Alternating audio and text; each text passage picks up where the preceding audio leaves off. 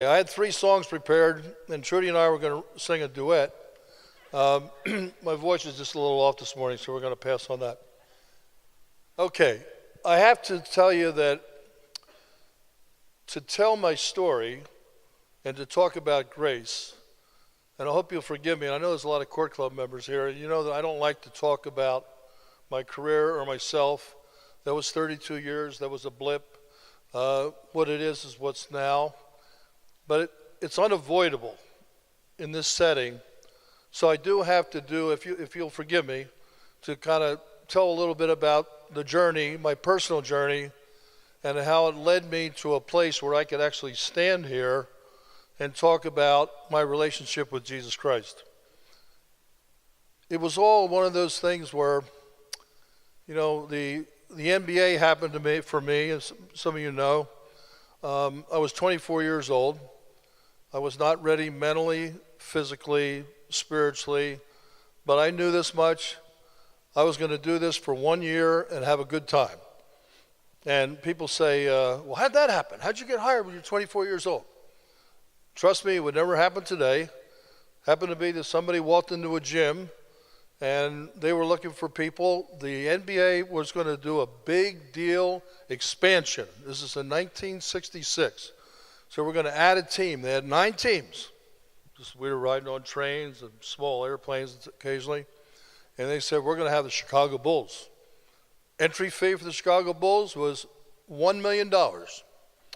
I started as a rookie referee, $60, and after the month they said, you're okay, $75 a game. I was a happy dude. I was teaching school. All I knew was I was going to do this for 1 year, see the country, have fun, and then get back to life. Major advantage, because I wasn't worried about the result. You know, we talk a lot about, you know, be in the moment, don't worry about the result. I wasn't worried about the result. Just going to get through the time. So that sort of made me somewhat arrogant, unapproachable. I was just getting through the time. But I knew this much. I kind of saw that this was going to be a lot of fun. And the more I got into it, and the more people I met, and the more games I worked, and I started traveling around the country, I said, hey, this is pretty cool. Single guy. I mean, what more do you want? Single guy, all expenses paid, best seat in the house for the best athletes in the world.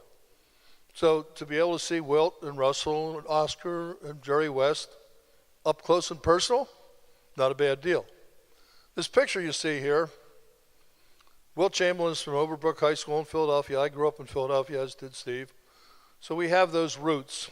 And I had gone to training camp with the 76ers the year they won the title, so I kind of had a relationship with Wilt. This picture here is where after Wilt went to the Lakers. And a lot of people say, hey, what was that dialogue all about? What was that all about? So the dialogue went like this. And I don't tell too many people about what happened here, but there was a coach who coached for the Lakers who we would put in the category of probably unreasonable, certifiably crazy. Butch Van Bradikoff is his name. Google him sometime. He had a lot of technical fouls, a lot of ejections. Wilt and Butch Van Bradikoff did not in any way, shape, or form see eye to eye. Matter of fact, it was not good at all. So in this particular game, with about 8 minutes to go in the second quarter, I'd called a technical foul on Butch Van Bradikoff, pretty normal.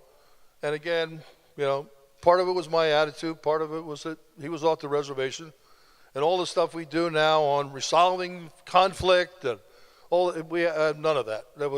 Forget that. That didn't even exist at that time. So Butch Van Bradikoff called a timeout, and he sent Wilt out. He says, ask him what's going on out there. Tell him I want to know exactly what's going on. Wilt came out, he says, leaned over and says, Ed, how you doing? I said, good. How are you, Wilt? I said, good. Do me a favor. Get him out of here as fast as you can. I don't want to see halftime come and him sitting over there. You have no, okay, I get it. Fine. Thank you, fine. So he went back to the bench, and Butch thought he was well represented. And we actually took care of that. My partner was Jack Madden, who was very good at doing that also, and so he didn't see halftime. But it was a different time, that's why I tell you that story. It's a different era. Things were happening. But for some reason, Don't ask me why. I had great mentors. I had people that cared about me, people that kind of shepherded me along. So after the first year, all of a sudden, they decided to pay, like actually pay. My first negotiation, I went to the NBA office. There were 3 people in the office. I sat down with the commissioner. He says, "What do you need?" I said, "Look, I'm coaching football. I'm coaching baseball. I'm coaching baseball, and I'm teaching school. So I make $5,000 doing one thing, $3,000 doing another thing. And so there you go." He says, "All right, well, no, $5,000 and $300, I'm sorry, just shy of $6,000. He says, "You got it." I said, "What's that?" He says, "We're going to guarantee you $100 a game at 60 games. Cha-ching. I just got a raise." I said, "You got it." I went back to my school. I told the superintendent I'm going to take a year off. Leave of absence. It's the longest leave of absence in the history of Marple Newtown School District, 32 years. And there we go. I may return. You never know. But things started to happen. 1972, I had the opportunity to work the All-Star game. And you know, Derek Collins, how hard it is to move up Pat Frere as far as playoffs are concerned. I was working the finals after four years. That wasn't because I was all that great. It was just because it was numbers. There was only 14 of us, and that's the way it worked out, and then the league was expanding. Okay, but there's a major but to this, so enough of these Wilt stories. The but to this is that as I continued to what appeared to be examining or experiencing a personal success, a professional success, inside I was dying in a pile. I was searching for I didn't know what. And so the better things got from the outside looking in because, oh, are we really good at putting on a pretty face? How you doing? Couldn't be better. It's great.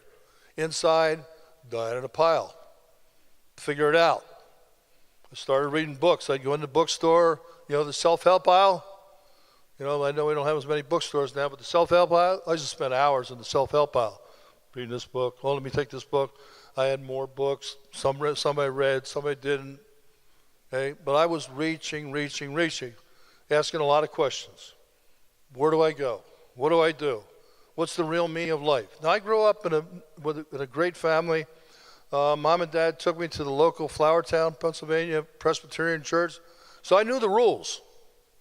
I got the rules. I had them pretty well figured out, matter of fact. I knew that, there were certain things that there was a line. This is the good stuff. This is the bad stuff. Matter of fact, I'll tell you, if you don't mind me to tell you one more quick story about my life. Is that okay? All right, then we'll get back on to what's really important. So I'm in elementary school, and I had an addiction. The addiction was to pinball machines. Does anybody in here know what a pinball machine is? Oh, some of you guys know. Okay, well, this is like, man, I was really, we had competition down at the Cisco Delicatessen. Had a little pinball machine over in the corner. This is where we used to gather, and we'd go down there and play. Well, it was 5 cents a play. And, of course, remember the pinball machine? If you could win, then it would multiply, and you had a lot of games. So sometimes you put 5 cents in, it's like the slot machines. My wife Trudy loves the slot machines because of all the noise it makes, right? It's the same idea, right? So what happened was, Sunday morning, my mom and dad had that nice little envelope.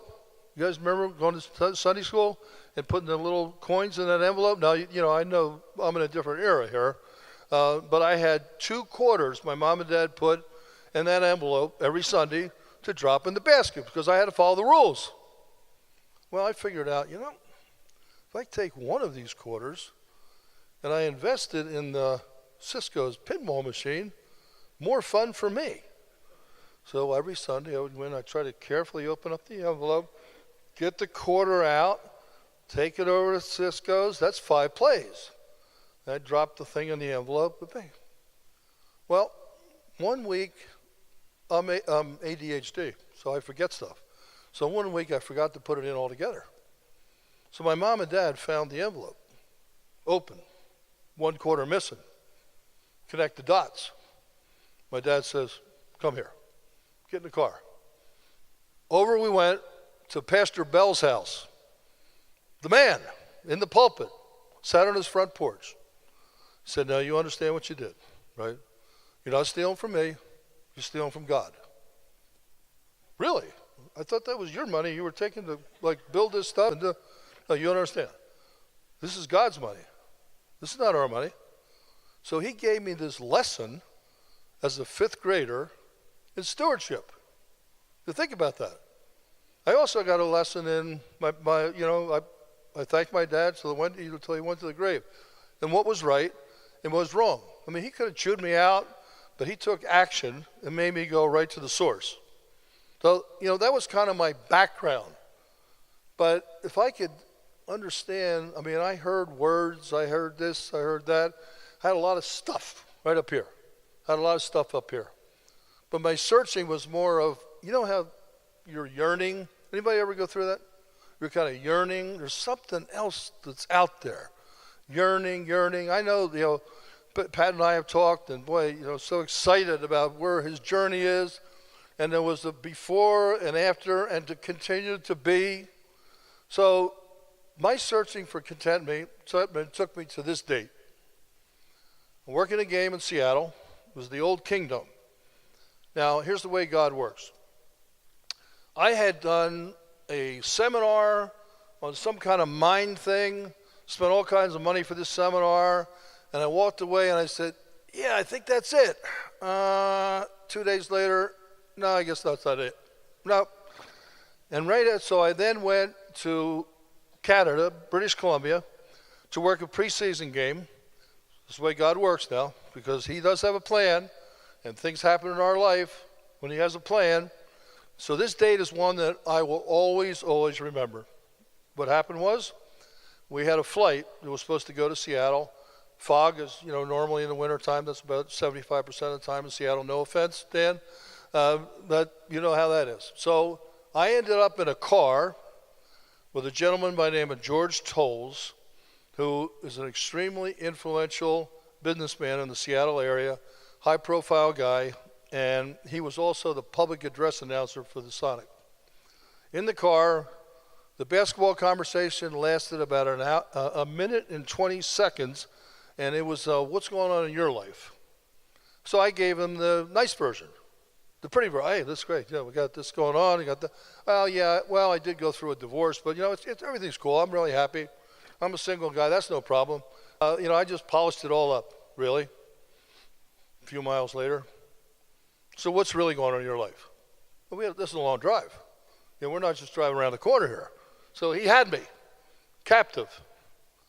In that drive was the first time that I heard clarity in a real common sense way about what that cross meant to me.